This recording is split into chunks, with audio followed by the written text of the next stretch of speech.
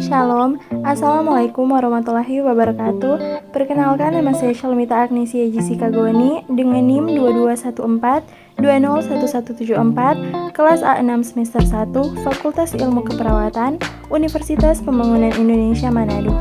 Video ini dibuat untuk memenuhi tugas ujian akhir semester mata kuliah Pendidikan Budaya Anti Korupsi oleh dosen Aprilia Widyamande SSSH. Definisi korupsi. Korupsi berasal dari perkataan bahasa Latin corruptio yang berarti kerusakan. Di samping itu, korupsi dipakai pula untuk menunjuk keadaan atau perbuatan yang buruk. Korupsi juga banyak disangkutkan pada ketidakjujuran seseorang dalam bidang keuangan. Korupsi adalah suatu perbuatan yang dilakukan dengan sebuah maksud untuk mendapatkan beberapa keuntungan yang bertentangan dengan tugas resmi dan kebenaran-kebenaran lainnya. Bentuk-bentuk korupsi. Dalam buku Toward a General Theory of Official Corruption, karangan Gerald E. Caidon, bentuk umum korupsi yang dikenal antara lain: yang pertama, berkhianat, subversi, transaksi luar negeri ilegal, penyelundupan. Kedua, menggelapkan barang milik lembaga, swastanisasi anggaran pemerintah, menipu dan mencuri. Ketiga, menggunakan uang yang tidak tepat, memalsukan dokumen dan menggelapkan uang, mengalirkan uang lembaga ke rekening pribadi, menggelapkan pajak, menyalahgunakan dana. Keempat, menyalahgunakan wewenang, intimidasi, menyiksa, penganiayaan, memberi ampun dan gerasi tidak pada tempatnya. Kelima, menipu dan mengecoh, memberi kesan yang salah, mencurangi dan memperdaya, memeras. Keenam, mengabaikan keadilan, melanggar hukum, memberikan kesaksian palsu, menahan secara tidak sah, menjebak.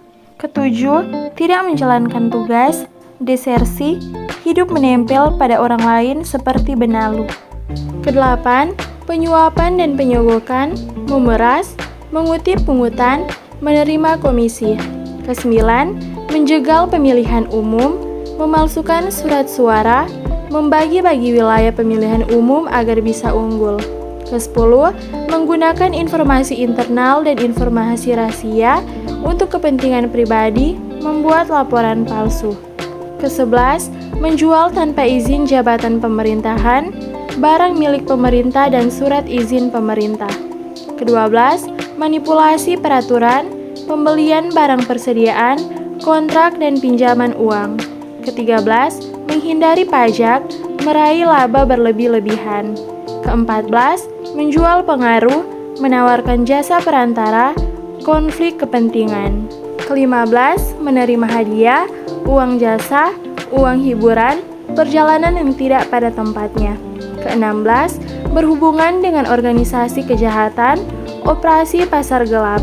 Ke-17, memata-matai secara tidak sah, menyalahgunakan telekomunikasi. Ke-18, menyalahgunakan stempel dan kertas surat kantor, rumah jabatan, dan hak istimewa jabatan. Faktor-faktor terjadinya korupsi.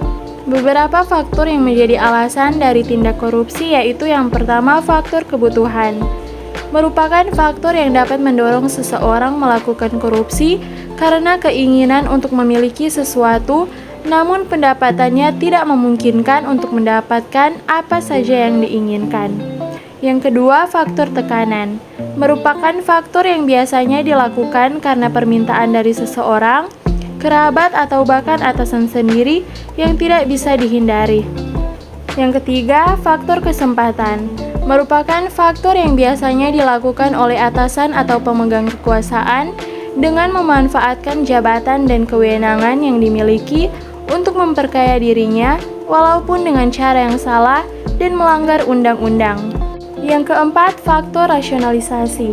Merupakan faktor yang biasanya dilakukan oleh pejabat tinggi seperti bupati, wali kota, di tingkat kabupaten atau kota, atau gubernur di tingkat provinsi dengan menganggap bahwa wajar bila memiliki rumah mewah, mobil mewah, dan lain sebagainya karena ia seorang pejabat pemerintahan. Beberapa faktor lain yang dapat menyebabkan terjadinya korupsi yaitu yang pertama, penegakan hukum tidak konsisten.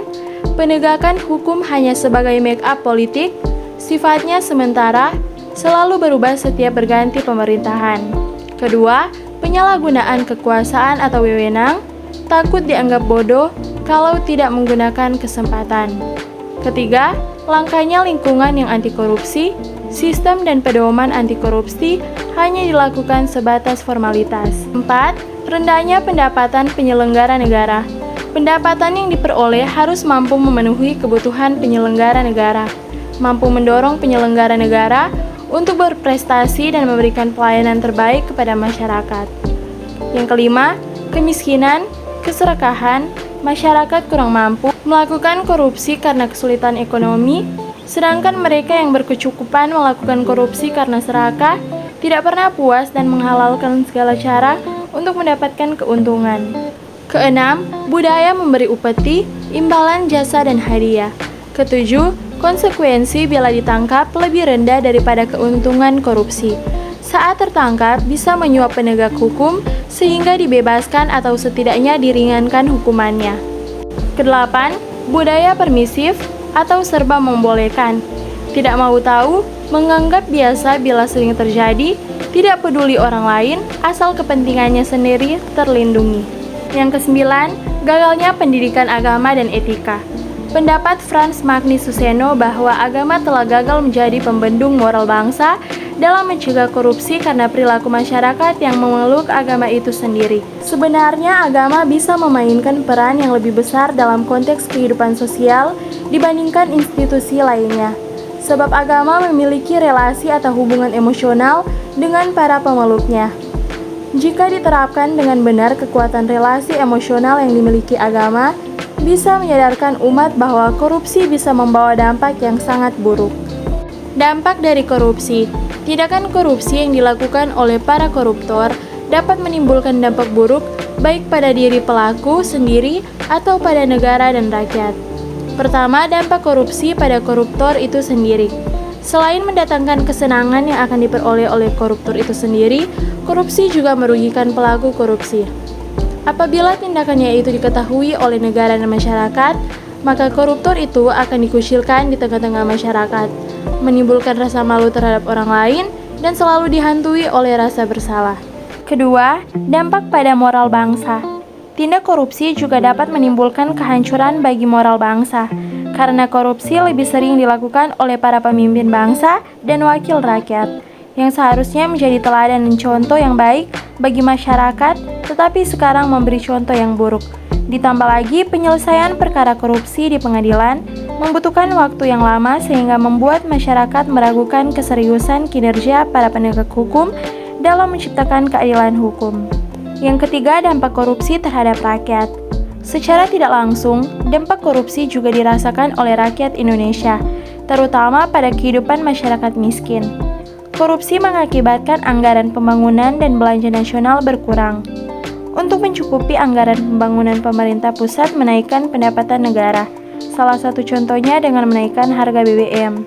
Harga kebutuhan pokok semakin tinggi, biaya pendidikan mahal, dan pengangguran bertambah. Dari beberapa contoh di atas, jelas bahwa korupsi menimbulkan ancaman buruk terhadap rakyat miskin. Dengan demikian, masyarakat miskin sulit untuk memenuhi kebutuhan sehari-hari dan memberikan pendidikan yang layak kepada keturunan mereka. Tujuan dan manfaat pendidikan budaya anti korupsi bagi mahasiswa.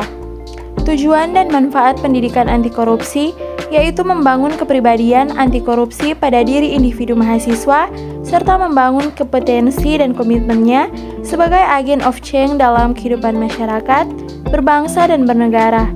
Setelah menjalani mata kuliah anti korupsi, harap terhadap mahasiswa adalah: pertama, mahasiswa mampu mencegah dirinya sendiri agar tidak berperilaku koruptif dan tidak melakukan tindak pidana korupsi.